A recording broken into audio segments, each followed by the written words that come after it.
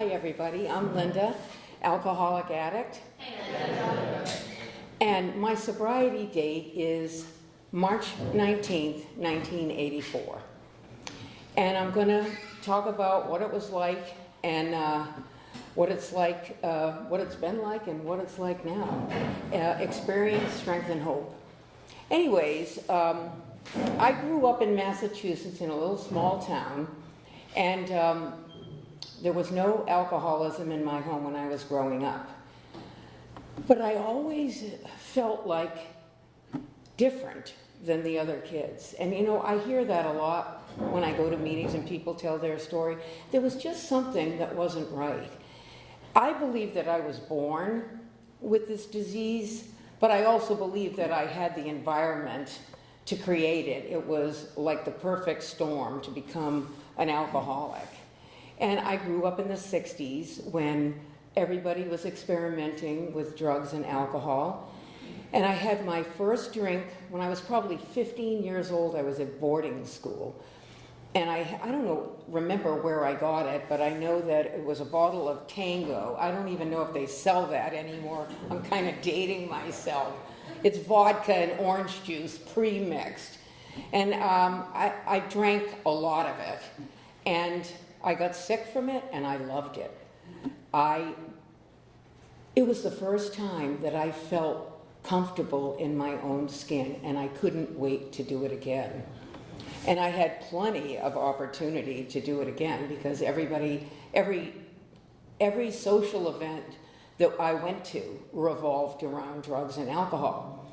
I got kicked out of this boarding school because my friend group would rent a cab and bill it to one of the other girls at the school's family.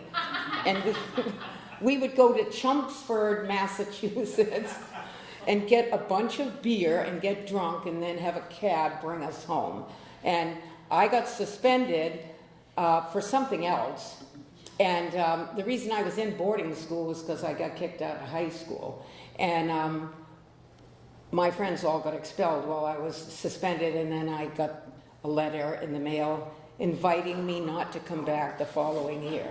And that was kind of the way that it went. I got kicked out of camp, I got kicked out of high school, I got kicked out of boarding school.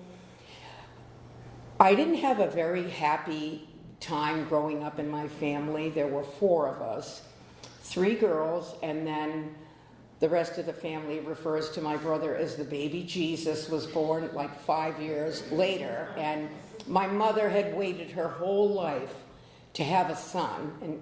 And when she got this son, she showered him with love and affection. And she was very critical of her daughters. And so I was incredibly jealous of my brother. And I was demanding of her attention. And if I couldn't get it in a healthy way, then I would get it in an unhealthy way, and that was acting out. I mean, I can remember leaving school every morning with her shouting out the door that I'm grounded, like, you know. And I never took any of her threats. I never took seriously because I knew she wasn't going to follow through on them. I can remember asking my girlfriends if they wanted to go downtown, and they'd say, I have to go ask my mother. And then they'd come back and they'd say, my mother said no. And I would go, well, then go ask her again.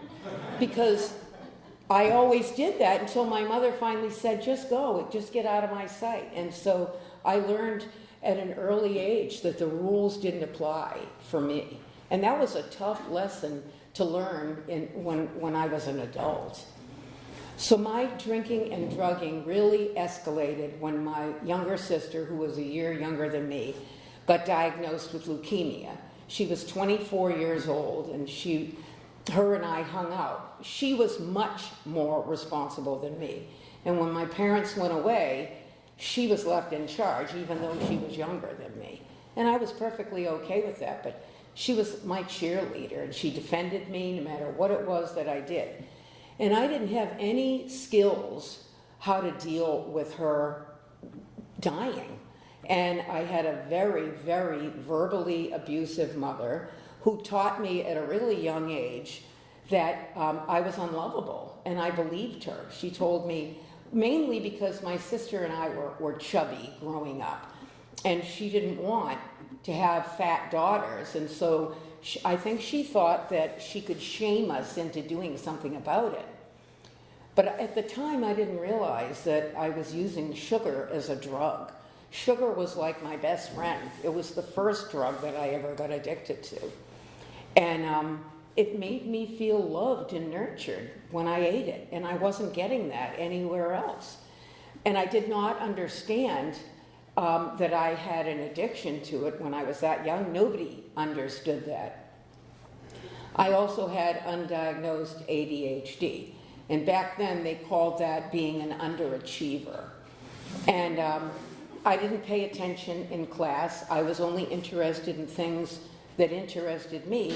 And I eventually flunked out of high school after 5 years.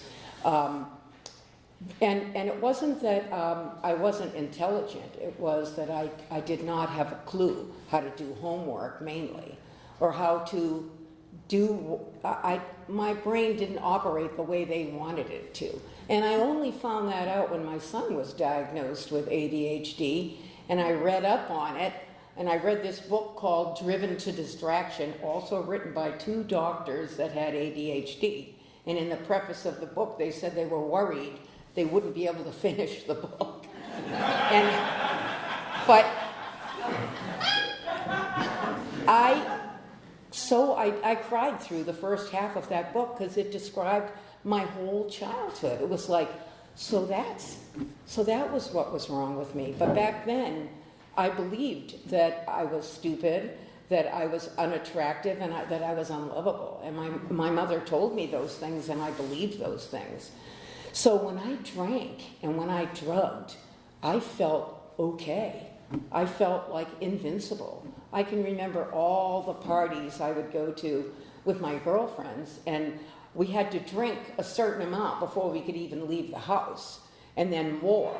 And I was a fall-down, messy drunk. I would pass out in snowbanks. And I lived in New England. You could die doing that. And fortunately, somebody was always there to make sure that I didn't. I passed out in vehicles. One of my first jobs was a bartender. I actually went to bartending school, and I ended up getting a job at a strip joint. And I knew that I couldn't start drinking on the nights that I had to close the bar. But on the nights that I got out early, I would start drinking as soon as my shift was over. And I never was able to drive myself home. And that's the way my drinking always went. I always went past that moment that I was always trying to capture, that feeling when you're swallowing it and your whole body feels warm, and you start to unwind, and all of your inhibitions are going away. I would go right past that to passed out, throwing up. And so I started experimenting with drugs. And that was right around the time that my sister got diagnosed. By then I was not living at home any longer.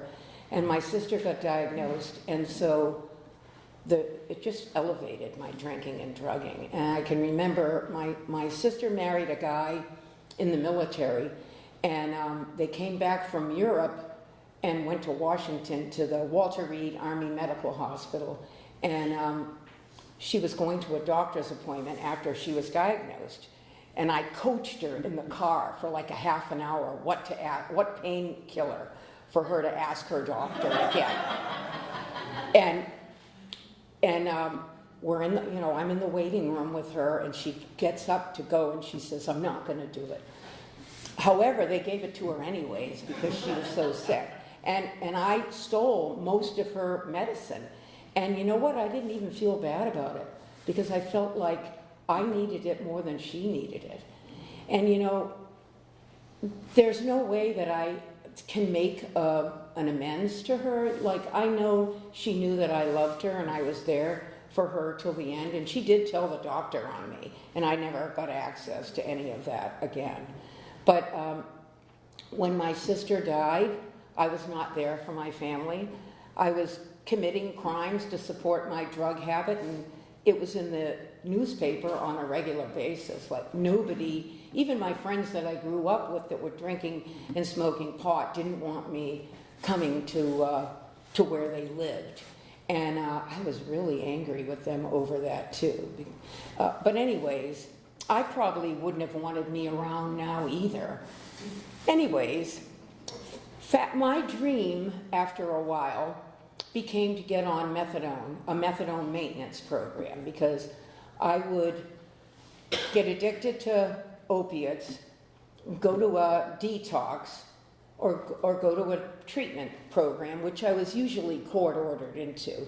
And then I would, after the detox, they throw you back out onto the street and I would get addicted all over again. So I thought the solution to my problem is going to be to get on methadone maintenance. That was like a lifelong dream for me. So I was on this clinic, and this was probably after I'd gotten kicked out of a couple of long-term treatment programs.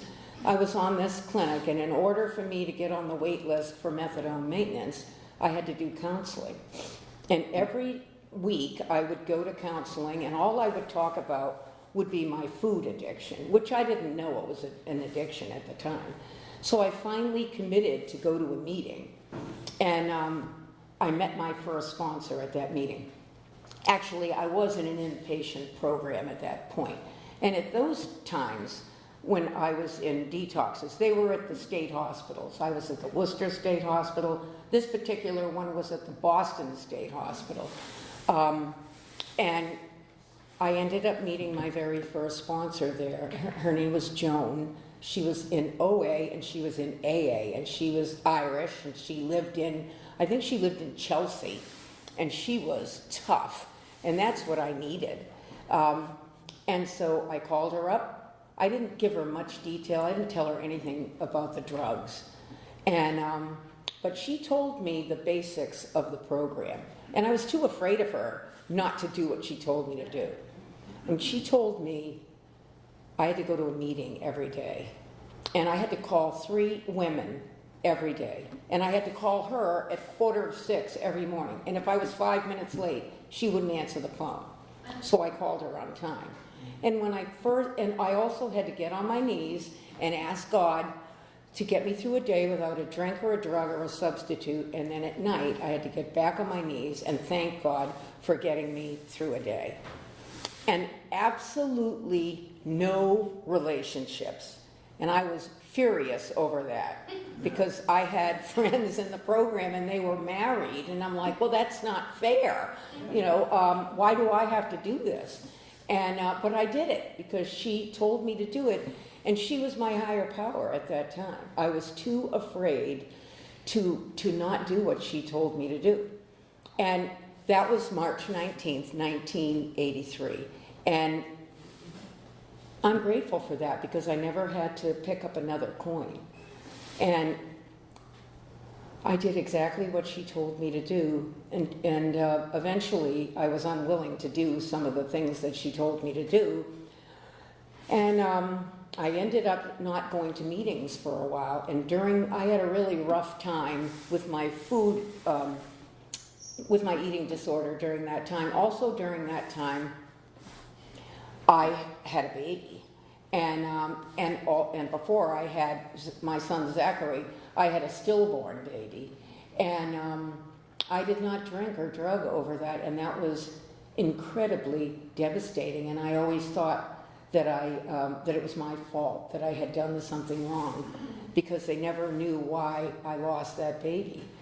So I hadn't been going to a meeting for probably a couple of years during when all that stuff happened, and I ended up needing to desperately to go to a meeting, and so I strapped my son into his car seat and drove to a meeting, and I saw a woman there who used to also have the same sponsor as me, and told me that Joan had left and started her own fellowship, and that the only requirement for membership was a desire to stop drinking.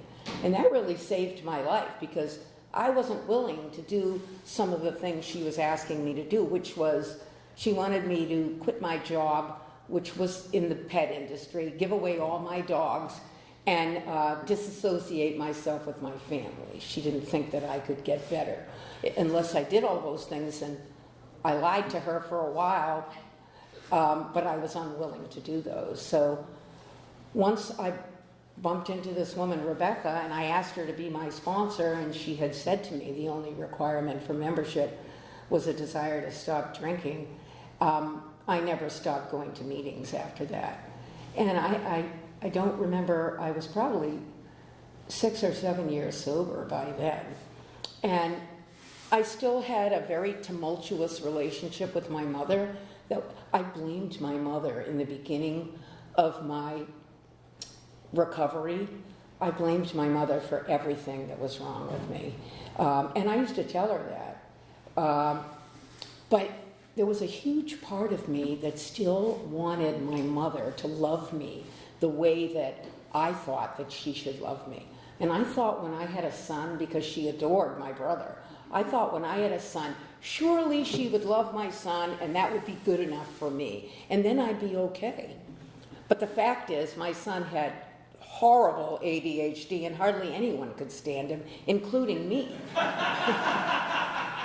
And so my mother did not like my son at all.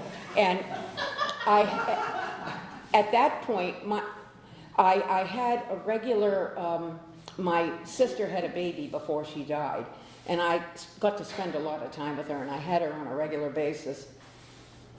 And I can remember driving to the Cape with my son and my niece, and I wanted to spend the night because I was tired, and my mother didn't want us to. And I eventually, she was so nasty that I packed the kids up and drove back to Boston from Hyannis, which is about an hour and a half. And I was so upset the whole way home in the car. I believe that I had a spiritual awakening when it came to my mother, letting my mother go. And I'm going to back up a little bit, because when I finally put the drugs and alcohol down, I got on my knees coming back up from my landlord's house, where I had went to pay the rent and discovered she had a pile of cocaine on the dining room table. And I thought, well, I haven't done anything for a while. I was still on methadone, but I thought it would be a good idea. And I had some money in the bank because I wasn't doing anything but my methadone. And I used to sell my urine at the methadone clinic because it only had methadone in it, and that was like worth its weight in gold. So I also used to buy my neighbor's urine and keep it in the freezer so that I could give a clean urine when I went to my court-ordered counseling. So I was very clever. I even learned how to leave a urine while being supervised that wasn't mine. I learned all these wonderful things while I was out there using. And I went to prison also. I went to jail, but I also went to prison at Framingham Prison for Women. And so now I'm on my way back from the Cape, and I have this epiphany. I need to let my mother go. I can't keep going to the hardware store for a loaf of bread. My mother is never going to be nurturing. I would call her up and I would expect her to have loving language, and she never did. She just yelled at me and told me how wrong I was and how bad I was, and I don't know why it took me so many years to figure it out, but I had this plan. I wasn't going to call her, and I felt really bad that I wasn't going to call her. Now, I probably didn't call her for a couple of months. And you know what? She didn't even notice. So it really wasn't that hard. But what happened is I started finding women in the fellowship that were my mother's age. And they were nurturing and they were loving. And at this point in my life, I had found horses, which also became an addiction. But you gotta have something. And I was out on a trail ride with one of my friends, and she was half Jewish and half Native American, and I'm Jewish. And she said to me, my mother loved me so inadequately that I had to find another way. And she also said to me, Native Americans believe that we choose our parents before we're born. I was livid over that. I was furious that I would have any responsibility in the parents that I got. But I did get something out of her saying that my mother loved me so inadequately that I found another way to nurture myself. And that was like a real light bulb moment for me. It's when I began to realize I got the mother God wanted me to have. And because I got this mother, I got this fellowship. And I'm grateful for that. I remember early on in the fellowship, I would hear people up at the podium say they were grateful that they were alcoholics. And I thought I would be furious over that. Like, how could anybody be grateful to have this disease? I was also really pissed off that I was duly addicted. Because when I first came in, I used to hear people say, well, if you feel like drinking, have a hot fudge sundae. And I thought, that's right up my alley, but you know what, I can't do that because I have an eating disorder. And so I was angry at all of you who just were alcoholics. But today I know it's a disease of more. And I'm grateful that I have that food addiction because it made me work harder to get better. You know, I had to really put the effort in. You know, I started going to these groups, they were called AWOLs up in Massachusetts, and it was a study of the steps, and in order with the same group of people. And you couldn't miss more than 2 in a row, and you couldn't drink, or you couldn't go off your food plan, or you were out. And I only finally made it through one because I could never stay on my food plan for the whole 12 steps, but I eventually did. And I remember working on my character defects, and one of them was my people pleasing. I was incapable of saying no because I couldn't take the chance that you wouldn't like me or you wouldn't love me. So I would agree to something that I knew I didn't want to do and that I knew wouldn't be good for me, and then I'd be pissed off at you or pissed off at me. And that took me a really long time to let go of that behavior. And I started working on that in one of the AWOLs, where I actually told the group, I'm going to say no to this person. Now, I don't remember the details of that, but I just remember the first time saying no. And I've sponsored lots of women who have shared the same issue, and I've said, you know, and we've talked about the same thing, and I've said, you know, it's messy when you first start. Because I couldn't just say no, you know, it would be no, you know, it would be an angry no, or it would be no with like a long explanation of why.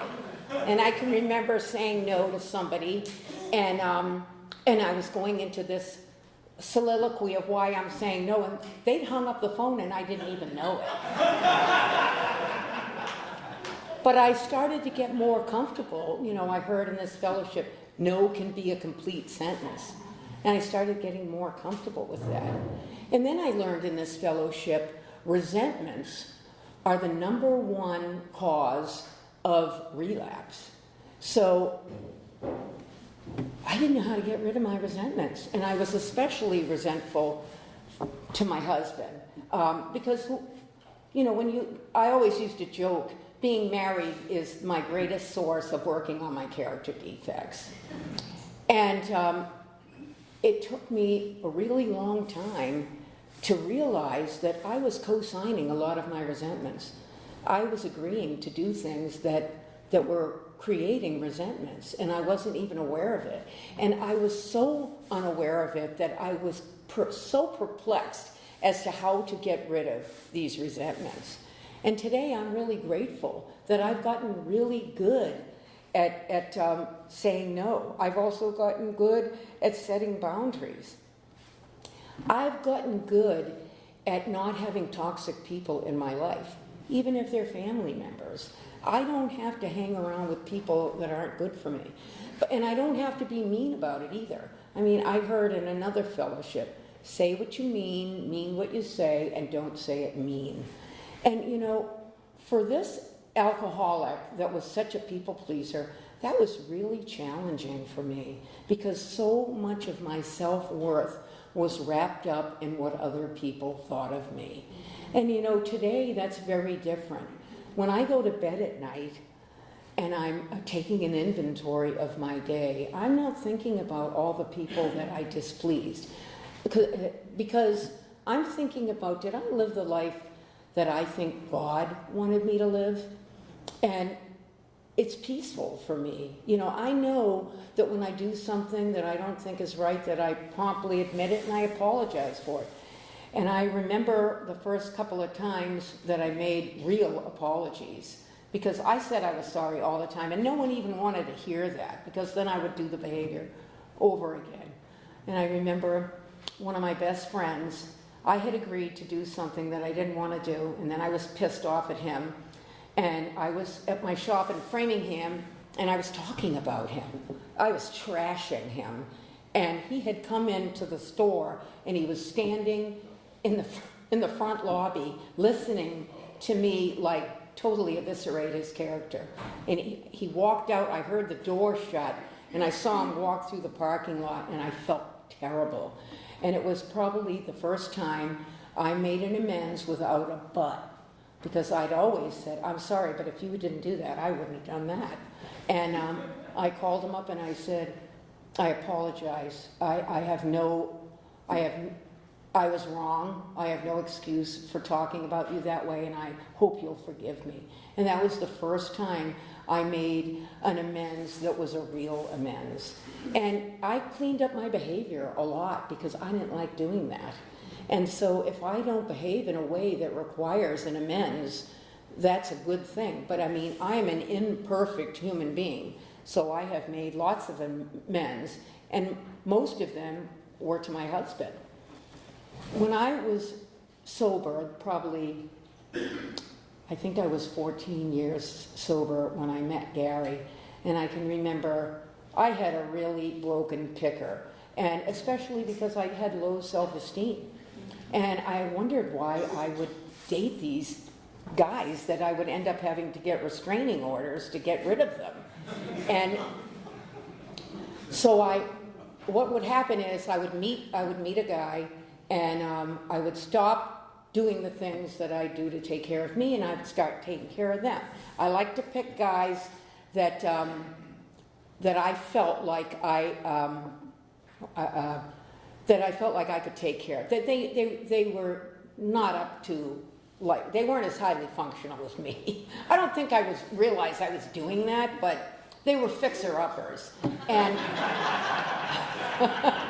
and it always ended badly. And after the last restraining order, I was on my treadmill, because, as soon as I would end one of these toxic relationships, I'd start, going to the gym, eating better, taking better care of myself, going to more meetings, just working on myself. And I can remember I was on my treadmill and I made this deal with God. I said, look, if you want me to do this alone, then I'm going to do it the best possible way alone. And I just let go of the search, which I thought was going to be, my other half. And I don't believe the whole Jerry Maguire shit about you complete me. God completes me. I'm responsible for my happiness, and I'm grateful for that. And I met this guy, and he was 2 years sober, and I was 14 years sober, and we got to be really good friends. We loved dogs, and we became friends. And it turned into more than that, and we got married. And we were married for, it would have been 26 years this month. And that relationship taught me so much about myself. And I'm so grateful that I got that time to spend with my husband. And we lived in Vermont. I can remember when we moved to Vermont from Massachusetts. I love routines and structure, and I don't come by that easy. So I learned in this fellowship how to do that. Like I go to the same meetings every week, I get up at the same time, I exercise, I make this structure. And when we moved from Massachusetts to Vermont, I didn't want to go to meetings in Vermont. I wanted my Massachusetts meetings. So I didn't go to meetings in Vermont until one New Year's Eve. We went out to dinner and Gary goes, I'm going to go to a meeting. It was about 10 below zero. And I thought, probably not going to sit in the car for an hour while he goes to a meeting. So I finally went to a meeting in Vermont. And then, of course, I started going to meetings regularly in Vermont, and I loved it there. And then when we decided we would move here, we were only going to live here 6 months out of the year. And I thought, I had all these expectations of moving here. We came here for the golf and for the horses. And I thought I'd make a lot of horse friends like I had in Massachusetts and in Vermont. And that didn't happen. It's a much bigger horse community here, and it was hard for me to find my little piece of it, especially when we were only here 6 months out of the year. And I ended up coming to an 11-step meeting on a Sunday, and I loved the meeting immediately. I met some people there that I'm still friends with today, and I still actually go to that meeting today, and I'm so grateful for that. You know, when we would go back and forth from Vermont to down to here, I can remember the upheaval of the trip. Every 6 months we'd pack up, my husband used to say, the dog and pony show, because literally we were taking 3 horses and 10 dogs and cats, and I would be so stressed out for like a month and a half on either end of it until I finally realized that this program is portable. You know, I can have peace no matter what is going on in my life. I can have peace. And eventually we moved here full time, and I did not want to do that because I didn't think I could live down here in the hot weather, but God had other plans, and that seems the way that it always goes. And the 11th step, you know, like I wasn't a fan of the 11th step for many years because I was willing to give higher power my drugs and my alcohol, my addictions, but I was going to handle all of the rest of it myself. And that just made me miserable because I would not let go of the way I thought things should be until it got so painful that I got on my knees and let it go. And I heard in this fellowship, and I like to say this, let go and let God, or prepare to be dragged. And I got dragged a lot until I started practicing that. And my husband was a great person to help me with that because he did that a lot easier and a lot smoother than me. And it's just practicing. It's practicing when things don't go my way to change my attitude towards, you know, oh, poor me, the whole world is, you know, the whole world's trying to fuck with the way I want things to go, to, okay, this is going the way God wants it to go, or this is going the way the universe wants it to go. I used to hear people say in the fellowship, God doesn't put anything in your life that you can't handle. I don't actually believe that. I think that what higher power has done for me is give me the tools to deal with what shows up in my life. I don't think God had anything to do with why my sister died at 24. So last August, we were planning our annual trip up to New England. We used to go up for a couple of weeks every year. And my husband wasn't feeling that well. And we couldn't figure out what was wrong with him. And of course, I wanted to go up to New England, so I was going to go up there no matter what. But he ended up in the emergency room, and I came after work, and he got the news that he had lung cancer, stage 4 lung cancer that had metastasized to his brain. And we were both in shock getting news like that. And I remember staying in the room with him for about 10 minutes and neither one of us said a word. And then finally he said to me, well, that's sobering news. And And I said to him, do you mind if I go outside for a minute? He goes, go. And I went outside, I called my sponsor, I called one of my friends in this fellowship who has stage 4 lung cancer that I had met. And I know that the universe put her in my path. And I called my brother, and I came back in, and they had moved my husband up to they admitted him into the hospital.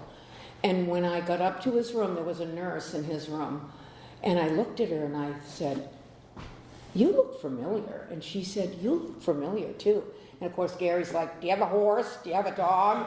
And I said, we both clicked at the same time. She goes, I saw you last night at the village chapel at the women's step meeting.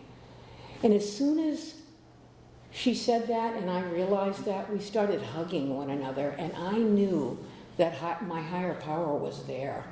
And it was so comforting getting that terrifying news. And then and there were lots of situations like that. The people in this fellowship were there every step of the way.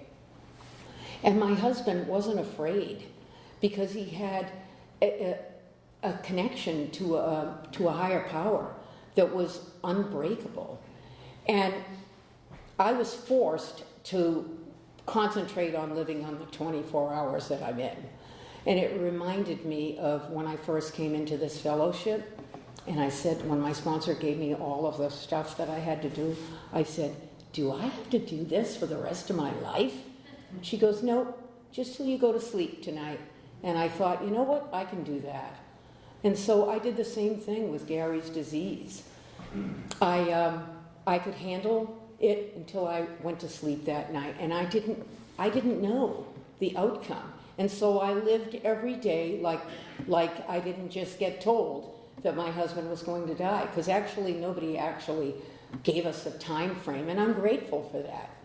And then 6 weeks before Gary passed away, he went into the hospital. When he came out of the hospital, he was unable to walk.